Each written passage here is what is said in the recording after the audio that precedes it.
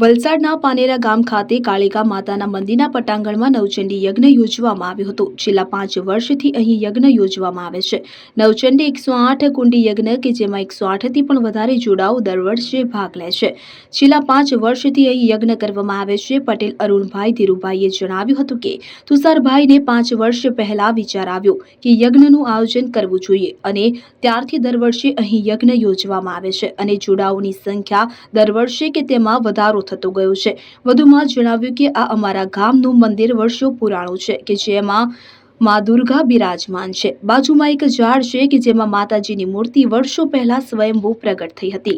આપણે ખબર જ છે કે ચૈત્ર માસે માતાજીની ઉપાસનાનો મહિનો છે અને ચૈત્ર માસના યજ્ઞ કરવાથી પુણ્યની પ્રાપ્તિ થાય, માતાજીની કૃપા પ્રાપ્તિ થાય અને તુષારભાઈના ફેમિલી તરફથી આજે 5 વર્ષથી યજ્ઞ કરવામાં આવે છે અને ઘણા બધા ભાવિક ભક્તો આની અંદર લાભ લે છે। માતાજીની કૃપા પ્રાપ્ત થાય, સર્વનું કલ્યાણ થાય એ હેતુથી આ પરિવાર દર વર્ષે યજ્ઞ કરાવે છે। દર વર્ષે અમે 108 કુંડી યજ્ઞ કરીએ છીએ, મતલબ કે 108 જોડા હોય છે પણ દર વર્ષે 108 કરતા વધી જાય છે।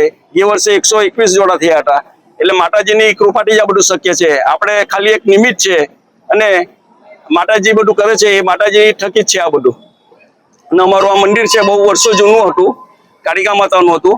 એમાં બાજુનું ઝાડ છે મંદિરની બાજુમાં, એમાં માતાજીની મોટી સ્વયંભૂ પ્રગટ થઈ છે।